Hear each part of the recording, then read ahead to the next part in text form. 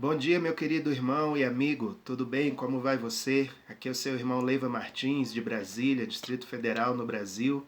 Nós estamos aqui no canal Novo e Vivo Caminho. Quero convidar você a se inscrever e ativar o teu sininho, passar a receber as nossas mensagens, meditações bíblicas e tudo mais que temos colocado aí no canal do nosso dia a dia. Hoje, dando sequência à nossa série de meditações do Novo Testamento, chamada Novo Testamento Vivo, nós vamos para a nossa sexta meditação, hoje, dia 17 de abril de 2023. E eu separei para meditarmos hoje o texto de Mateus, capítulo 4, versículos 1 a 11, onde Mateus narra a história da tentação de Jesus. É interessante que no começo desse trecho, Mateus declara que Jesus foi levado ao deserto pelo Espírito Santo, com um propósito específico que era ser tentado e provado pelo diabo ali naquele ambiente.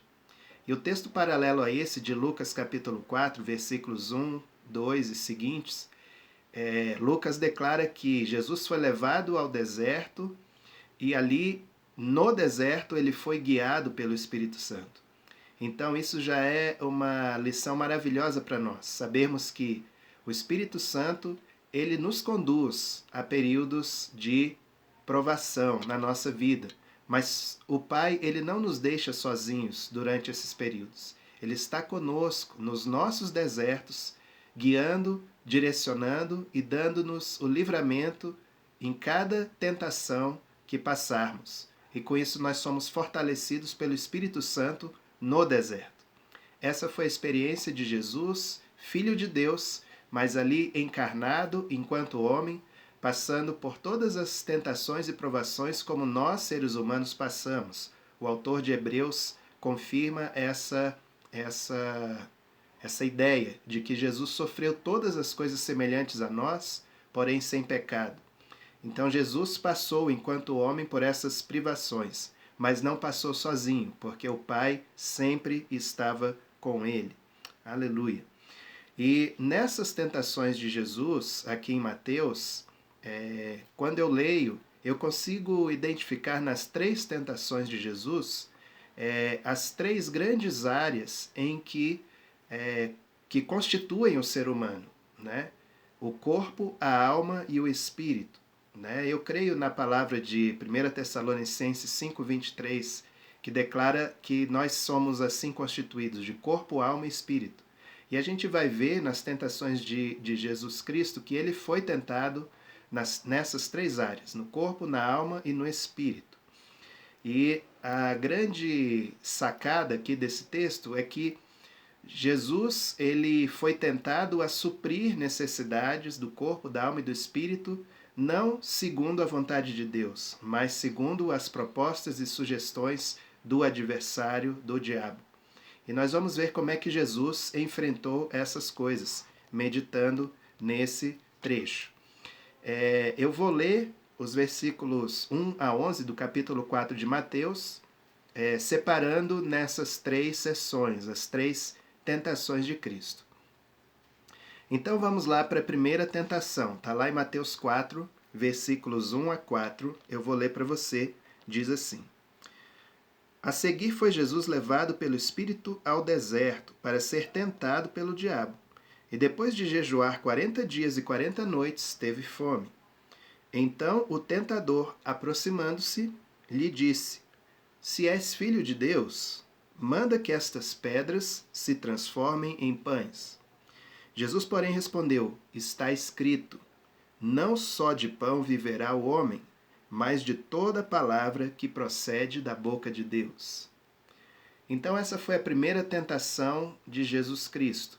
E ela, no meu olhar, né, na minha meditação, eu vejo que ela é direcionada ao corpo, à parte física do homem, né? Todos nós, como corpo que somos, nós temos necessidades. Nós temos necessidades de alimento, nós temos fome, temos sede, nós precisamos de descanso, nós precisamos de eliminar os resíduos do que ingerimos, nós temos os nossos 5 sentidos, Todas essas são características dos nossos corpos legítimas, naturais, que em si mesmas não constituem nenhum problema, nenhum pecado, né? A questão é como nós vamos atender a estas necessidades. Se atendermos simplesmente segundo o que o mundo e o diabo nos propõem, nós iremos aí sim cair em pecados. Mas se atendermos segundo o que Deus nos oferece, então nós manteremos a santidade da nossa vida e dos nossos corpos, né? Então, essa tentação aqui de Cristo, ela foi direcionada ao corpo, uma necessidade legítima. A gente não passa nem 4 horas, já começa a sentir fome. Imagina Jesus que passou sobrenaturalmente por esse jejum de 40 dias. Ao final, era natural que ele tivesse fome, né? E o diabo, ele como diz no Nordeste, é tinhoso. Ele chega no momento da fome mais aguda, mais apertada, para tentar a pessoa. E diz assim: se tu és filho de Deus, transforma essas pedras em pães, né? O diabo, ele sempre vem por trás da tentação, querendo atingir, na verdade, a nossa identidade. O pai tinha acabado de falar para Jesus lá no batismo: tu és o meu filho amado, em quem tenho todo o meu prazer, toda a minha alegria. E depois, Jesus no deserto, depois de 40 dias, aí vem o diabo dizer: tu é filho de Deus mesmo? E tanta areia essa, que tanto deserto, tanta pedra, tanto sol na cabeça que você está passando, né? E muitas vezes o diabo fala isso conosco: tu é filho de Deus mesmo? Por que você está passando tal e tal necessidade? Estala o dedo aí que as coisas vão acontecer, o milagre vai acontecer, né? Mas Jesus era guiado pelo Espírito Santo, né? E ali ele sabia que ele tinha que passar aquela fome naquele momento. Por isso, sabiamente, ele respondeu: negativo, não vou aceitar a tua sugestão da facilidade, porque nem só de pão viverá o homem.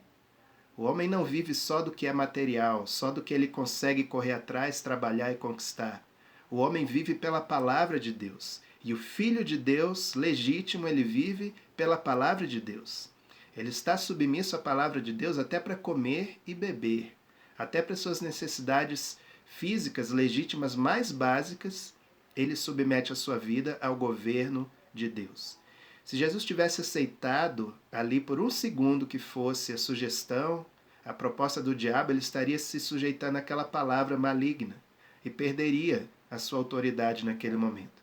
Mas Jesus renunciou, rejeitou a isso e disse: eu não vou te obedecer na tua sugestão não, ô bicho. Sai para lá, porque nem só de pão vive o homem.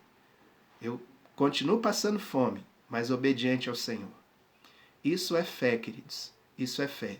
Saber que Jesus, que Deus tem o suprimento para nós na hora certa.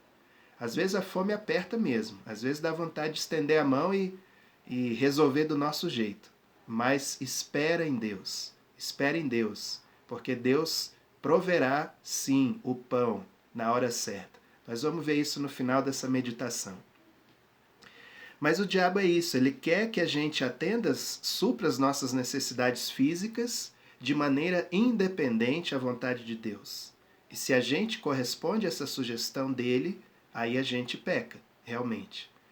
Gálatas 5, 19 a 21 fala das obras da carne. E a gente vai ver que muita coisa é ligada ao corpo. Paulo lista aqui uma lista exemplificativa e não terminativa, né? Não extensiva. Paulo diz: glutonaria, né? Comida desregrada, bebedeira, bebida desregrada, preguiça, sono e cansaço desregrado também, imoralidade, sentidos, né? Desregrados, lascívia, prostituição, etc. Várias coisas que Paulo descreve ali nessa lista. Todas são necessidades que o corpo possui, mas satisfeitas de forma contrária à vontade de Deus. Então, Jesus venceu pela palavra, né? E o Filho de Deus, ele vive pela palavra de Deus. Jesus falou também que nós devemos buscar o reino em primeiro lugar e a justiça de Deus, e as demais coisas nos serão acrescentadas. né? Nós já falamos um pouco disso algumas semanas atrás, quando falamos do reino de Deus, que é justiça, paz e alegria. Se você quiser, você pode assistir de novo essa meditação há algumas semanas atrás. Mas Mateus 6,33, se não me engano, Jesus fala disso no Sermão do Monte, né? O reino de Deus, busca em primeiro o reino de Deus e a sua justiça, né? E as demais coisas vos serão acrescentadas. Tudo o que diz respeito às nossas necessidades materiais desse terreno aqui que nós vivemos, desse planeta, são supridas no Senhor e pelo Senhor. Amém? Então não ceda à tentação, nem por um segundo, em nome de Jesus. Vamos ver a segunda tentação. Mateus 4, versículos 5 a 7. O evangelista descreve assim: Então o diabo o levou à cidade santa, colocou-o sobre o pináculo do templo e lhe disse: Se és filho de Deus, atira-te abaixo, porque está escrito: Aos seus anjos ordenará a teu respeito que te guardem, e eles te sustentarão nas suas mãos, para não tropeçares em alguma pedra. Respondeu-lhe Jesus: Também está escrito: Não tentarás o Senhor teu Deus. É interessante porque, olha o detalhe, o Espírito Santo levou Jesus para o deserto. Era lá que ele deveria ser provado. E o diabo, por uma permissão de Deus, logicamente, levou Jesus do deserto para o pináculo do templo. O diabo é um bicho sem vergonha. Ele queria que Jesus chegasse de uma maneira fácil, né, no propósito da sua vinda a esse mundo, né? Jesus, vamos encurtar o caminho aqui, né? Não precisa você passar pelo deserto, não precisa esses anos todos de ministério, vai logo lá no pináculo, na torre do templo, pula de lá, né? Tá escrito, afinal de contas tá escrito, tá na palavra, né? Os anjos do Senhor não vão te deixar tropeçar em pedra, quanto mais cair e se esborrachar lá de cima, né? Eles vão te sustentar. Então, imagina só, Jesus, você que está com essa necessidade aí de aceitação, né, das pessoas, as pessoas não sabem ainda que você é o Messias, né? Você que está aí começando o ministério. Então imagina, você dá um show e aparece daquele jeito, né? Quem é que não vai te seguir, né? Jesus, aceita esse desafio. O desafio do templo, né? Do TikTok aí, do diabo, né? Então o diabo sugeriu o desafio do templo para Jesus. Vai lá, pula, dá seu show, né? E todos vão te seguir. Você vai bombar de seguidores. Muitos vão te curtir, né? Então essa cantiga não é de agora, essa cantiga é antiga do diabo, né? Essa ladainha é antiga. E essa tentação, ela tenta atender uma necessidade, vamos dizer assim, da alma das pessoas. Essa necessidade de aceitação, de reconhecimento, de valorização. Eu acho que essa é a palavra, o pano de fundo aí. Valorizar, a pessoa se sentir valorizada e reconhecida por outros, né? Mas Jesus, ele tinha ouvido uma palavra do seu pai, dizendo: Tu és o meu filho amado, em ti está toda a minha alegria. Meu irmão, não precisa de mais nada. Você ouvir essa palavra de Deus, você não precisa aceitar desafio nenhum de ninguém para mostrar valor, mostrar capacidade, mostrar, né, alguma coisa. Você vale. Não pelo que você faz, você vale pelo que você é. Você foi criado à imagem e semelhança de um Deus tremendo e poderoso, né? Que investiu muito amor, muita graça e muita poesia na tua vida. Então você tem valor intrínseco, né? Não é o valor externo de alguém que atribui valor a você. Quem atribui valor a você é o próprio Deus. E isso basta. Isso basta. Então, muitas pessoas esquecem disso, esquecem do seu valor por ser imagem e semelhança de Deus e se lançam nesses desafios, nesses riscos de vida malucos aí. Entram em situações, em relacionamentos, em negócios, em lugares, em práticas que querem chamar para si esse holofote que já existe. Deus já colocou luz sobre a tua vida. Você não precisa de nada. Né? Pessoas se expõem nas redes, pessoas ostentam nas redes, pessoas chamam a atenção de todo jeito porque se sentem desvalorizadas. Mas Deus te valoriza, Deus te reconhece porque Ele te criou e sabe o tanto de graça que Ele colocou na tua vida. Aleluia. Então, o que as pessoas estão dispostas a fazer por conta dessa carência de aceitação? Jesus venceu ao reafirmar que não se deve impor a Deus uma prova absurda. Ninguém pode colocar Deus na parede, vamos dizer assim, dizer: Deus, prova que me ama. Se o Senhor me ama, então eu vou fazer uma aberração aqui e vai dar tudo certo. Olha, Deus não mandou, nem manda ninguém pular de cima do templo. Deus não mandou você pular da torre, né? Deus não mandou você se impor uma prova, né, estranha, esquisita para mostrar valor. Não, Deus te ama pelo que você é, porque você foi criado à semelhança e imagem dele. Aí está o teu valor. Aí estava o valor de Jesus. Então não culpe Deus se por acaso você pulou da torre nesse sentido, se você fez algo intempestivo, impensado, inconsequente e agora está amargando as consequências. Deus não te mandou fazer isso. Mas Ele é tão gracioso, tão misericordioso, que agora, hoje, Ele te alcança e te chama para consertar o estrago, né, na medida do possível do que você já fez. Ouça a voz do Espírito Santo e corresponda e diga: Senhor, eu fui rebelde, eu fui independente, eu fui inconsequente, mas hoje eu me humilho diante da Tua presença e te peço, restaura a minha vida, em nome de Jesus. Deus vai te acolher e vai te restaurar. Aleluia.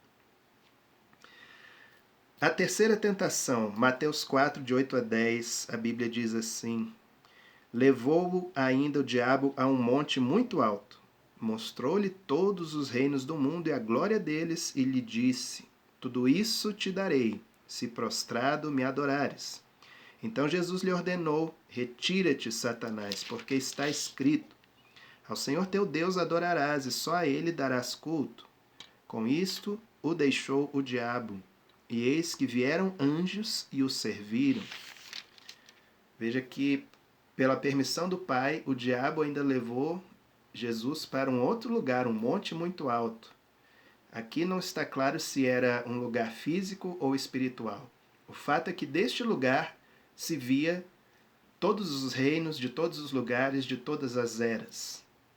Toda a glória que já teve, todo o poder que já teve, todos os sistemas de governo possíveis, todos os povos que existiram, que existem e que iriam existir ainda quando Jesus estava na Terra. Tudo isso foi usurpado pelo diabo quando Adão e Eva caíram em tentação. Esse domínio que tinha sido delegado de Deus para o homem, o diabo usurpou ali na tentação no Jardim do Éden, né? E o diabo sabia muito bem que a missão de Jesus era reconquistar esse domínio para ele mesmo, para Jesus, e depois tributar esse domínio ao Pai. Isso vai acontecer lá em Apocalipse, no final dos tempos, né? Então o diabo, ele queria oferecer a Jesus uma troca com troco, vamos dizer assim, né? Uma troca com troco. Olha, Jesus, eu sei qual é a tua missão. Eu sei por que você veio ao mundo. Sei muito bem, né? Então, vamos ver um caminho aqui mais simples, né? Olha, eu te dou, te devolvo, né? Na verdade, não dava. Eu te devolvo esse domínio, esse reino, esse governo que foi usurpado, eu te devolvo. Basta uma simples questão. Aí veio a tentação para esse lado espiritual. Tudo isso eu te darei, essa glória toda, se você se prostrar e me adorar. Irmão, pense bem nessa sugestão do diabo. Aqui você vê que a raiz de tudo, a questão de tudo, é quem você adora, é quem as pessoas adoram. É isso que está por trás de todo o quiprocó do universo, né? Quem as pessoas irão adorar, na verdade, né? Então pense aqui nessa oferta. O diabo como um hábil negociador. Você acha que essa oferta era ruim para ele? Certamente que não, né? Porque ele sabia que se Jesus mordesse essa isca, pronto, estava o plano de Deus, por dizer assim, iria por água abaixo, né? Jesus iria se submeter ao inimigo, reconhecendo e adorando de alguma forma Satanás para ter esse domínio do mundo terreno, né? Com isso a gente é estremecido pelo seguinte pensamento: meu Deus, um simples ato de adoração seria capaz de trazer todo esse poder, né, para Jesus e tal? Então, a adoração tem muito valor. A adoração, ela mexe com o reino espiritual, sim. A adoração é muito mais do que um período coletivo de cânticos, ou de entretenimento, ou de estilos específicos A, B ou C. A adoração é algo muito profundo e muito poderoso, de conexão com Deus e de reconhecimento do governo absoluto de Deus sobre a vida das pessoas, do mundo, do universo. A adoração é muito poderosa. O diabo sabe disso. Ele regeu a adoração a Deus no céu por algum tempo, até que se achou iniquidade nele e ele foi expulso de lá. Mas a adoração, ela é uma linguagem poderosíssima. E nós, como filhos e filhas de Deus, nós devemos olhar com mais atenção para essa linguagem da adoração, para essa prática da adoração, para essa consciência de adoração nas nossas vidas. E não desprezarmos nenhum momento de adoração, seja ele individual, seja ele 2 ou 3, seja ele na coletividade, seja ele com ou sem música, com ou sem arte, seja ele em qualquer circunstância da nossa vida. Vivermos conectados, adorando, honrando e glorificando o nome do Senhor. Isso gera poder espiritual na nossa vida. Não digo gera, manifesta, né? Porque o poder é do Senhor, já foi gerado nele, né? Mas manifesta esse poder na nossa vida. Então a adoração é algo muito poderoso. Voltando aqui para a tentação de Cristo, essa última aqui, né? Então, Satanás ofereceu a Cristo um caminho fácil, a glória sem cruz, o reino, os reinos sem esforço, né? A facilidade sem o compromisso. E se Jesus tivesse se prostrado ali, né? Jesus estaria negando a sua própria identidade, porque Jesus e Deus são um só, né? Então, Jesus estaria negando a sua própria identidade, né? O Pai, o Filho e o Espírito Santo é o único Deus digno de ser adorado, né? Então, essa glória sem cruz, essa é a raiz da idolatria. Por que os homens idolatram?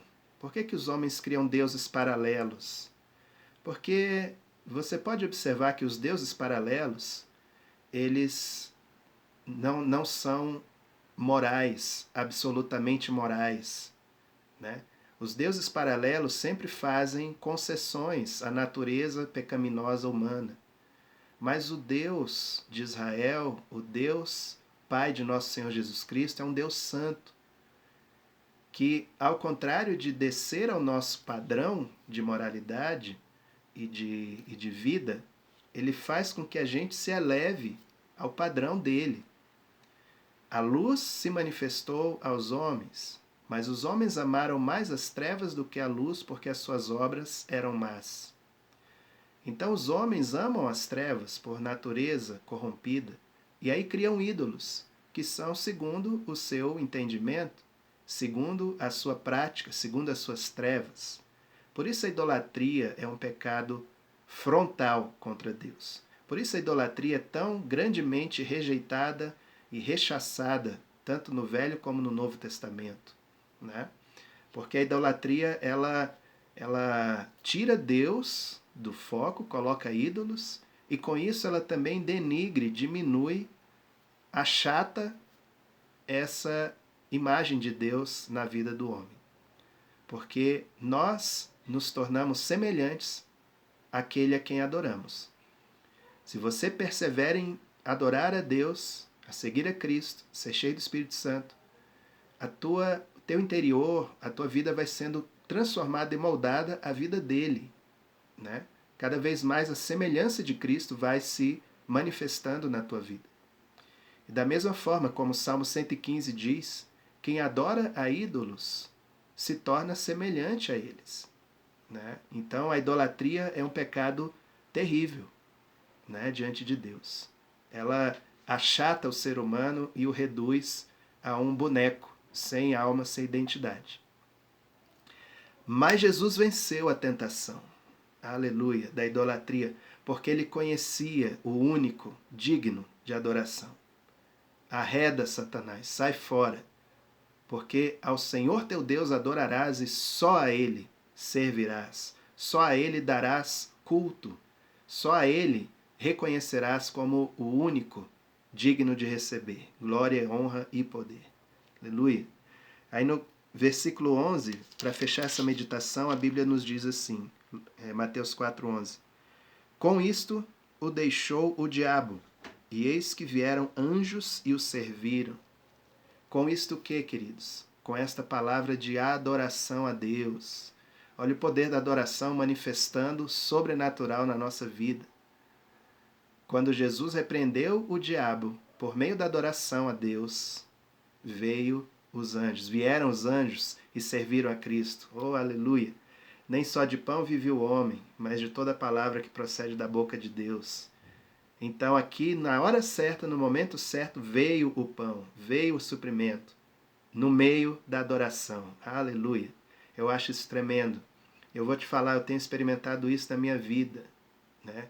Momentos em que você olha para o horizonte e não vê nem uma pequena nuvem, e você começa a adorar, e Deus traz o que precisa, no momento que precisa, da forma que precisa. A adoração, ela quebra barreiras, ela abre rios no deserto, ela traz o sobrenatural para o reino físico, natural das nossas vidas. Então esse tremendo segredo que Jesus deixou aqui, né? Você quer ver o diabo cair fora da tua vida? Adore ao Senhor. Né? Você quer ser suprido pelo sobrenatural? Adore ao Senhor. Você quer viver como um verdadeiro filho de Deus? Adore ao Senhor, em nome de Jesus. Amém, querido? Essa é a meditação de hoje. Se eu ficar aqui, eu vou me estender demais. E eu espero que o Espírito Santo amplifique essa palavra no teu coração, em nome de Jesus. Vamos orar? Obrigado, Senhor, pelo exemplo vivo de Jesus para as nossas vidas. Ele nos inspira, Senhor, e nos orienta, Senhor, em como proceder em cada situação da nossa vida. Senhor, enquanto nós estamos neste mundo, nós seremos tentados, seja no corpo, na alma ou no espírito. Nós pedimos como filhos, como servos, como discípulos do Senhor, com humildade, nós pedimos que o Espírito Santo nos encha, nos capacite, nos dê discernimento, para escaparmos de toda e qualquer tentação, sedução, proposta, sugestão que venha do inferno contra nossas vidas. Sejam elas para suprimento de coisas do corpo, da alma ou do espírito.